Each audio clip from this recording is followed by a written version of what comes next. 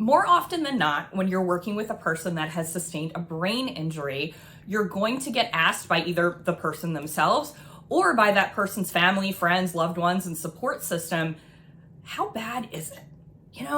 Is it just like a little bit bad? Is it really bad? Where do they fall on the spectrum of brain injury? Okay. And I'm going to tell you how you can best educate the person that you're working with, as well as all of their support system and their family and their friends. So when we talk about brain injuries, we normally talk about either them being mild, moderate, or severe. Okay. Pretty cut and dry, right? 3 different categories. However, keep in mind, not everybody is going to fit into one of those categories perfectly. Okay. So now you're probably wondering to yourselves, well, what makes it mild? What makes one moderate? What makes one severe? Well, don't worry. I'm going to tell you. So first, I'm going to start with mild traumatic brain injury, also known as a concussion.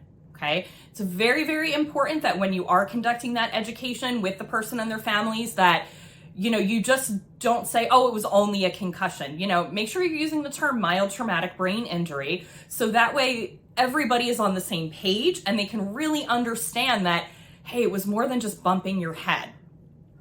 So the diagnostic criteria for a brain injury to be considered mild includes normal structure and imaging, right? So nothing showing up on the CT or the MRI. A loss of consciousness for no more than 30 minutes, right? But 30 minutes is still a long time, but hey, okay. An alteration of consciousness for less than 24 hours, okay? And alteration of consciousness just means kind of feeling dazed and confused, maybe a little bit off, okay?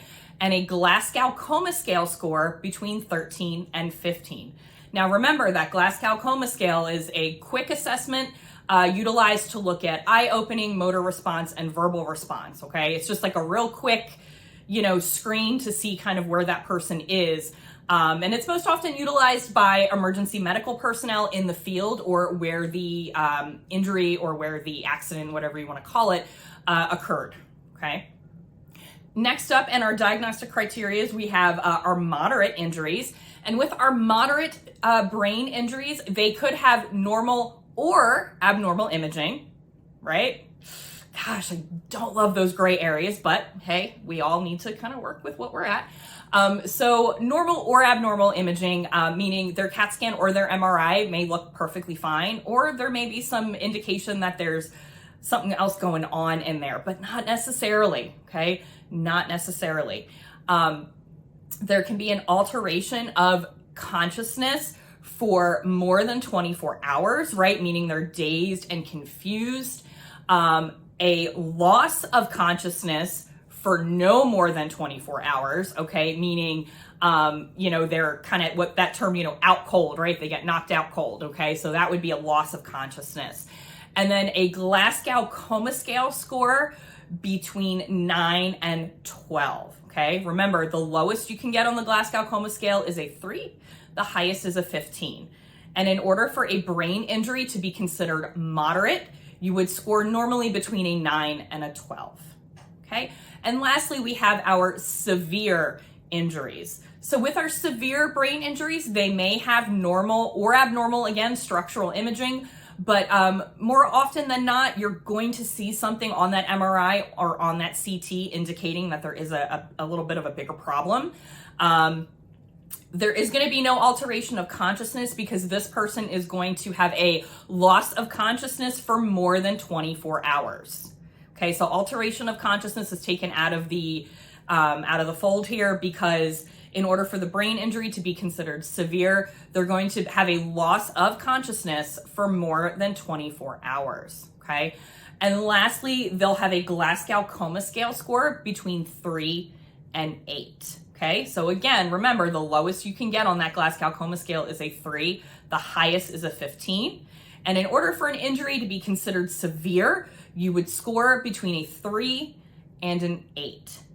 So again, remember that not everybody is going to fit into one of these boxes, and that this classification of mild, moderate, and severe is just a general guideline to assist you as the clinician with some education of the person and their friends and their family, and also help you plan your treatment a little bit. It's important that you're choosing assessments and interventions that are appropriate for where the person is in their recovery.